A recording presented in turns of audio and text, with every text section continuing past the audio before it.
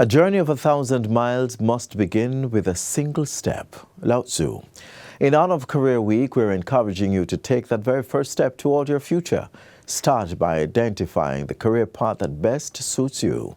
Discover your passion, nurture your talents, and commit to growing in your chosen field, whether it's in the sciences, the arts, business, or beyond. And if you're unsure where to begin, don't worry. We have a special feature coming up that may help guide you as you take that important first step. We have all that and much more coming up right after the news, so stay tuned. Are you living on or in possession of family land? Do you want to sell or subdivide the property? Use eLand Jamaica to search for details on the property. You can complete a title search and verify the owner before you sell the property. If your name does not appear on the title, register the land or clarify the existing title in your name before you sell. A title is a notice to the world of your ownership of land.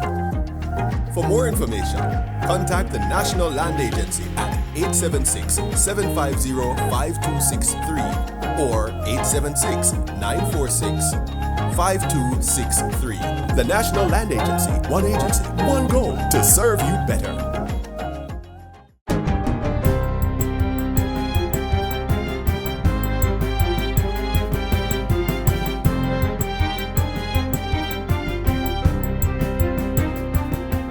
Good day, I'm Twyla Whelan and this is your JS News for Thursday, February 26, 2026. Prime Minister Dr. Andrew Holness is urging Caribbean leaders to take collective action to address the humanitarian and economic situation in Cuba, warning that instability in the Spanish-speaking nation could affect the entire region. Dr. Holness, who is the outgoing chair of CARICOM, made the call on Tuesday while addressing the opening ceremony of the 50th regular meeting of CARICOM heads of government in St. Kitts and Nevis. Apart from our fraternal care and solidarity with the Cuban people, it must be clear that a prolonged crisis in Cuba will not remain confined to Cuba. It will affect migration, security, and economic stability across the Caribbean basin. It is therefore important that we carefully consider this matter and take collective action. Dr. Holness has also reaffirmed Jamaica's commitment to democratic values and economic openness. We do not believe that long-term stability can exist where economic freedom is constrained and political participation is limited. Sustainable prosperity requires openness to ideas, to enterprise, to investment, and to the will of the people. The Prime Minister adds that Jamaica supports constructive dialogue between Cuba and the United States as part of efforts to promote reform and regional stability. We believe there is space, perhaps more space now than in years past, for pragmatic engagement that protects the Cuban people from any further deterioration in their circumstances and instead promotes national and regional prosperity. The regional summit is being held under the theme, Beyond Words, Action Today for a Thriving Sustainable CARICOM. The meeting runs from February 24 to 27 under the chairmanship of St. Kitts and Nevis Prime Minister Terence Drew. $334 million in grants have been disbursed to households in Hanover under the government's Roofs program as recovery efforts for families affected by Hurricane Melissa continue to advance. Minister of Labour and Social Security Pernell Charles Jr. gave the update yesterday during a ceremony in Lucy where residents of the parish received their cash grants. We have 123 persons who today will receive $75,000 based on being impacted under the minor category, 740 who will receive $200,000 in the major category, and we have 354 who will receive $500,000 in the severe category. All of that, Mayor, will come up to $334 million being distributed today to persons in Hanover, those who are here, some who are not here. The Restoration of Owner or Occupant Family Shelters Roofs program provides cash grants to help homeowners rebuild based on the level of damage sustained. Grants are given in the amount of $75,000 for minor damage, $200,000 for major damage, and $500,000 for severe or total loss. The support is distributed based on the ministry's verified, data-driven household assessments, 96,000 of which have so far been completed across the island. Of that number, 6,585 were in Hanover, which accounts for 6.78% of total recorded damage from Hurricane Melissa. 3,681 of the parish's assessed households fall within the major and severe damage categories. During Wednesday's handing over ceremony, some beneficiaries received their WePay QR codes in real time, facilitating secure and traceable payments. Minister Charles urged beneficiaries to utilize the grants responsibly. He also gave a commitment to do as many assessments as possible before the end of March. Doesn't mean that we will finish everything, but we give that commitment because we understand the pain that many of you are feeling. We understand the fear that many of you have when you see setting up of rain and you know that your roof is not back on yet. The St. James Municipal Corporation has approved a 50% waiver of the $9.3 million in outstanding rent owed by craft vendors in the parish. The measure will provide approximately $4.5 million in relief to 410 traders as they recover from the effects of Hurricane Melissa. The waiver, which covers arrears for October and November 2025, follows an appeal from craft vendors. It was announced by Mayor of Montego Bay, Councillor Richard Vernon, during the Municipal Corporation's recent monthly meeting. They have had it tough since COVID. We have basically had to spoon feed the craft industry here in Montego Bay in terms of the markets that they operate within.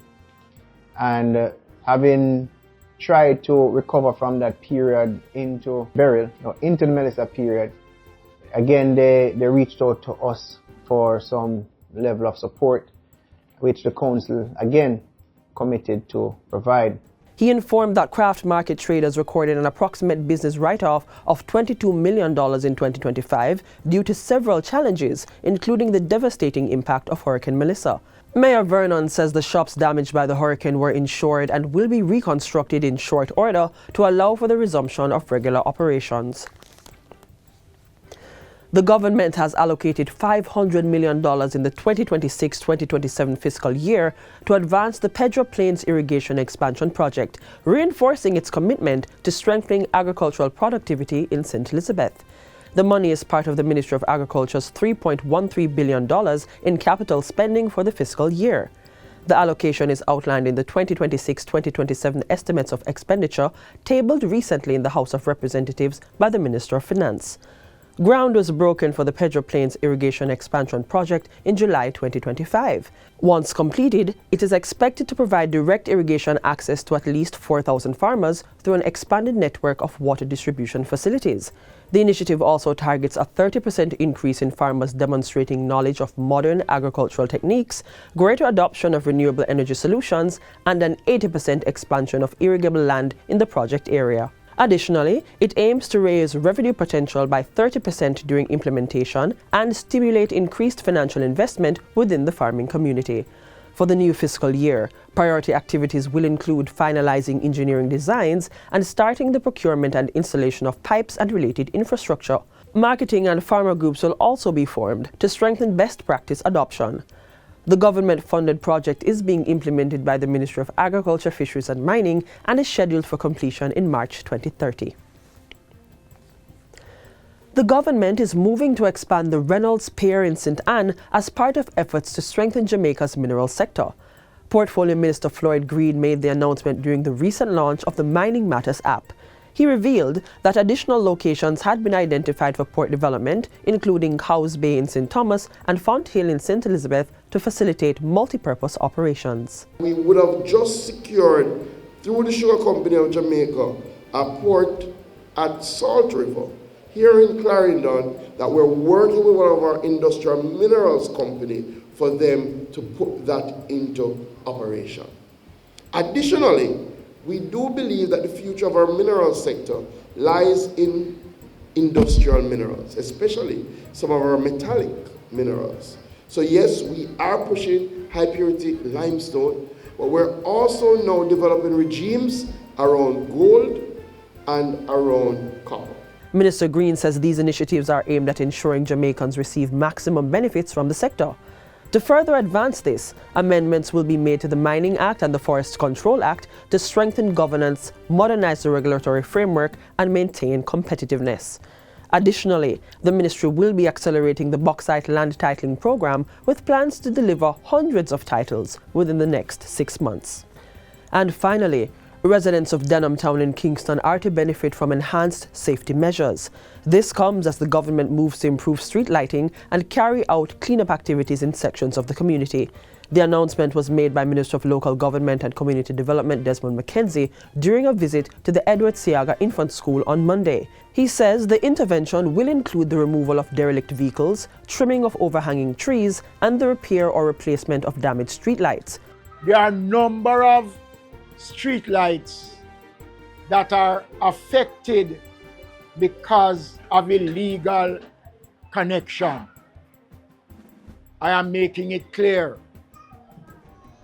I am not going to allow illegal connection to prevent the wider community from having proper street lights. The measures follow last weekend's fatal shooting incident in the area.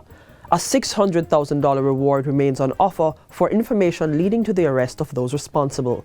Minister McKenzie says increased police and military presence in the community will continue while counseling support is being provided to students and staff at the school. And that's it for JS News Today. I'm Twyla Whelan. Thanks for watching.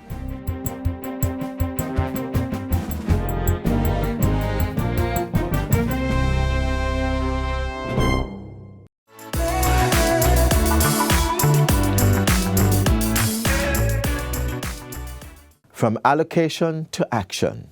Coming up, we examine how Jamaica's national security funding is being strategically directed, reinforcing protection, empowering law enforcement, and safeguarding the nation's future.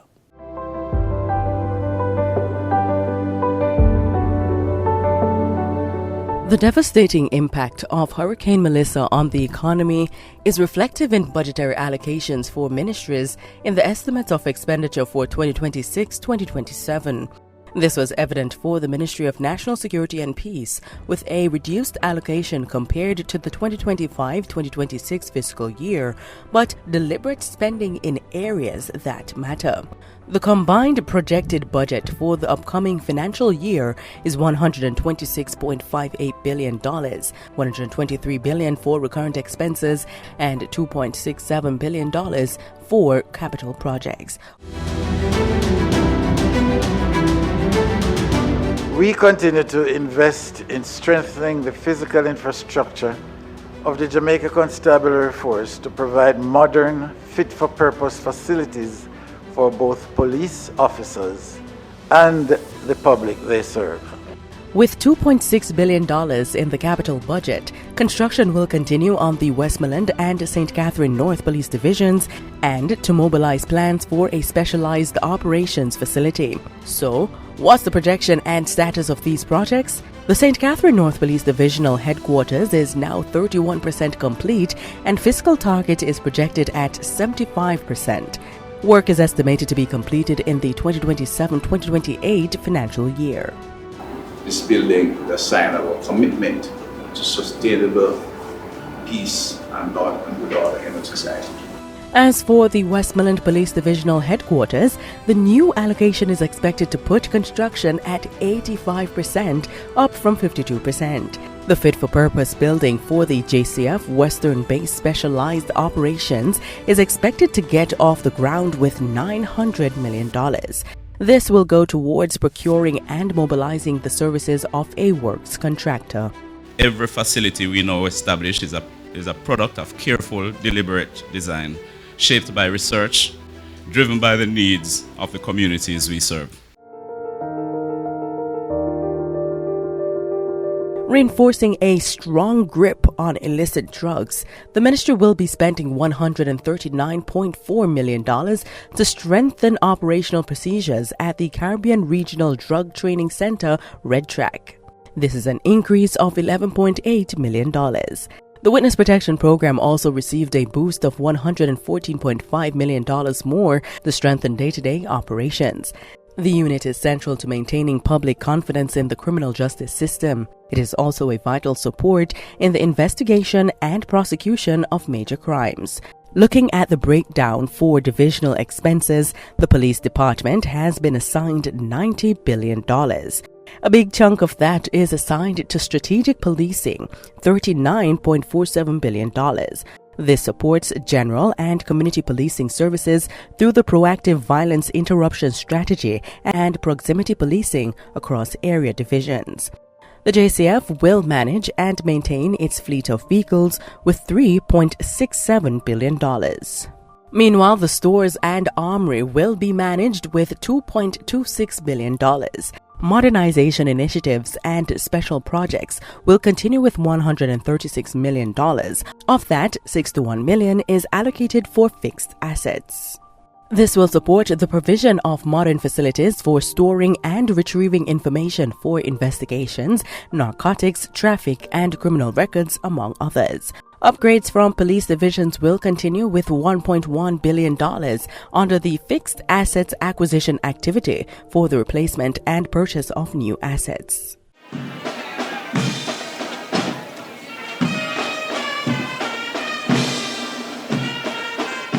Moving over to the Department of Correctional Services, it has been assigned $16.37 billion. Of that, $2.68 will support the operations of juvenile facilities and continued education and skills training of ex-wards. Another $1.7 billion will support probation services, such as investigation requests by the courts and parole boards.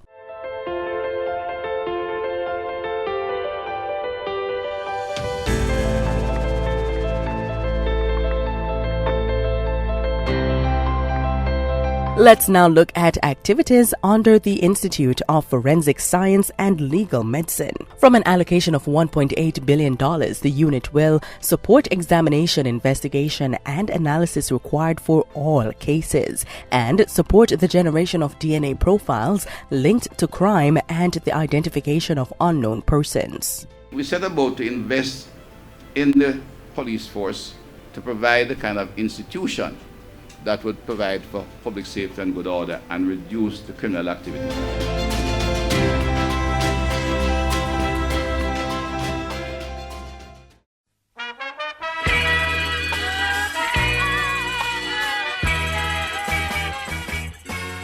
The Jamaica Day Proclamation by His Excellency the Most Honorable Sir Patrick Linton Allen. Whereas celebrating Jamaica is critical to the development of a strong spirit of patriotism and responsible citizenship, and to the development of pride and self-esteem among Jamaicans, and whereas Jamaica Day is observed by schools island-wide as one of the flagship projects of the Culture in Education program, and whereas Jamaica Day provides a good opportunity for all Jamaicans to partner with young people to help define and create the most suitable context within which Jamaicans can be the best examples of humanity, first to Jamaicans and ultimately to the rest of the world, affirming to the rest of the world, affirming our pledge to play our part in advancing the welfare of the whole human race.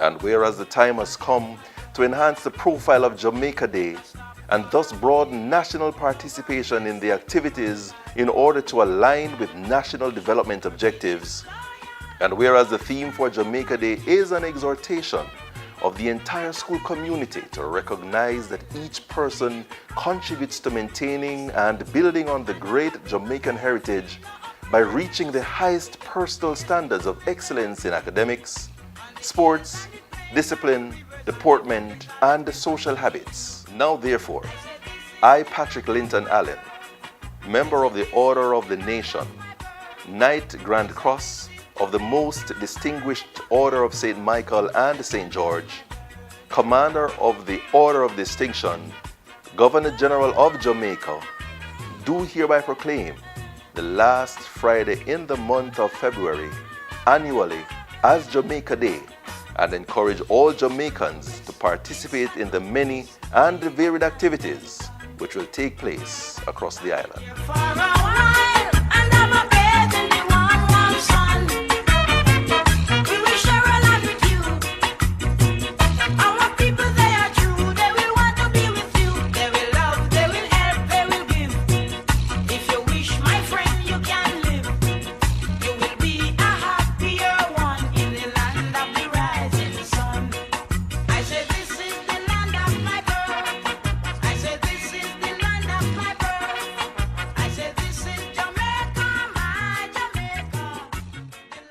Taking that first step toward your future means making informed choices about the path you pursue.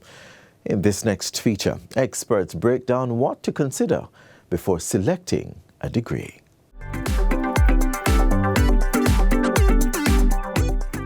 As a child, one can seem certain about the profession he or she wants to lead. A doctor, a lawyer, a police officer, maybe even a firefighter. The possibilities seem endless. But then comes adulthood and the moment where you need to make a definitive decision. A lot is riding on that decision. Money you may or may not have, time you'll never be able to recover, and of course, a parent or guardian you may not want to disappoint. You may find yourself steering into the future where anything is possible, and yet the choice of what career you want to go into is difficult. Here are some things to do to help you make the best choice when choosing your degree program and ultimately the career you will lead. First, you may want to consider your interest. What excites you is what will automatically draw you in. Fundamentally, do not do a degree because your friend likes that degree. I know a lot of people who pursue degrees, pursue tertiary level education, doing something that they don't like, but because their friend is doing it. That's a no-no. The fundamental thing about doing a degree and doing a good degree is something that you do well, easily, without having to struggle. Then you want to do some research on that role. Research will turn up added information for you to know if this path is right for you. Research can be done in varying ways, but first, get to know yourself. There are a number of career assessments online that when you do them, they give you an instant report. I recommend to persons who are contemplating career choices to do a minimum of 3 career-related assessments. When you do 3, you give yourself an opportunity to see a pattern in terms of what the reports, how the reports discuss the way you answer your questions. And then once you see the pattern, it's easier for you to narrow down to 3 possible choices that match your interests and your aptitude. And then you can do a deeper exploration of those 3 career choices to include online research, informational interviews with professionals who are in the field, people who are 5 years in the field, 10 years in the field, and beyond 10 years. And that will give you a good set of data to clarify whether this career most likely will suit you. Now that we have a better understanding of who we are and the job that mostly aligns with our behaviors, let's get some information on those jobs. One of the things that I ask persons, who is sitting in your ideal job? And that helps them to think in very specific ways as to what they want to be at the height of their career. And once they get some clarity about that, I would ask them to go and arrange informational interviews with at least 3 persons who are doing the job that you aspire to do, to get their journey. Because they are human just like you, and they have insecurities just like you. And when we hear other people's stories, it normalizes our own insecurities, and the fact that they are successful, it paints a very vivid picture to us that what they have done, we can do too. Make sure you do some background research as to the salary range for these degrees that you plan to do, and make sure that you understand the trajectory of your professional life after you have completed that degree. Certainly, money should never be the sole motivator for pursuing a certain course of study, but it should be one of the motivations when choosing a degree program. Job choice and salary go hand in hand. So the same is true. Is this college major that I'm contemplating going to provide me with the standard of living that is a reasonable standard of living, that either is equal to the standard of living I had growing up or better, which is what you want.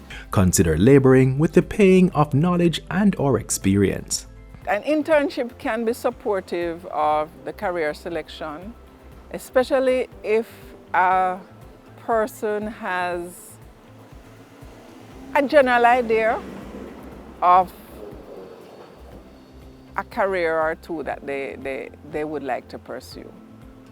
In doing an internship, they will have gotten as close as possible to actually committing to a career path without committing to it. And through the internship, they'll be able to see if some of the assumptions that they have about what it is like doing this all day, if those assumptions are true, and they have more data they can use to make a decision to say, yes, this would be good for me or not. You will want to contemplate the current state of the job market and what statistics point to in regards to future jobs. No doubt some jobs have become obsolete, while others are becoming oversaturated. These should be considered when thinking about your degree program and ultimately your career path. In looking for a degree, you look for whether the labor market has a demand. Is that going to prepare you for a profession that is growing, or is that profession stabilizing or dying? We don't have many museums here,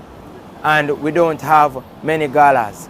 As a result, doing a degree in history, for example, might not be the right thing for you to do if you don't plan to work in a museum or you don't plan to work in a library. Interpersonal skills go hand in hand with your job choice.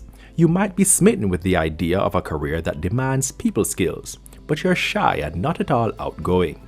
You may want to consider if this path is for you at all. But if you decide it is, then be honest with yourself about the skills you need to work on to fulfill this role. So I would encourage somebody who is shy and self-conscious to, in a kind and compassionate way, give themselves more and more challenges in that area until they master it. The more you put yourself in the context that causes you discomfort, is the more you master that context. Finally, you want to find out if the institution and the course of study that you will be pursuing is accredited. Accreditation is a review of the quality of higher education institutions and programs. The University Council of Jamaica would be able to help in this regard. Think about these things, focus, get to know yourself, get to understand your skills, get to know your deficiencies, get to know your positives. And it is through these things that you will begin now to master yourself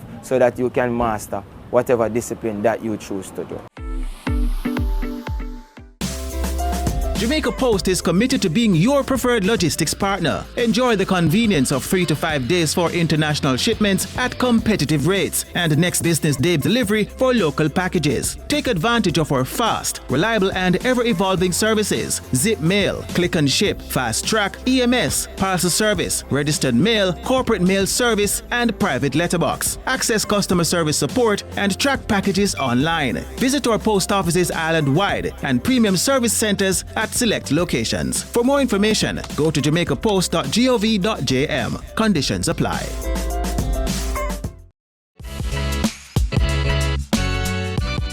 This is where our journey ends, but only for today. Do join us again tomorrow for another informative program. In the meantime, stay connected via our website at jis.gov.jm. And while you're online, send your feedback to Jamaica Magazine at jis.gov.jm or via X at JIS News. You may also find us on all the major social media platforms and through our mobile app that's Android and iOS compatible. On behalf of the entire production team, I'm Adrian Atkinson. Do take care.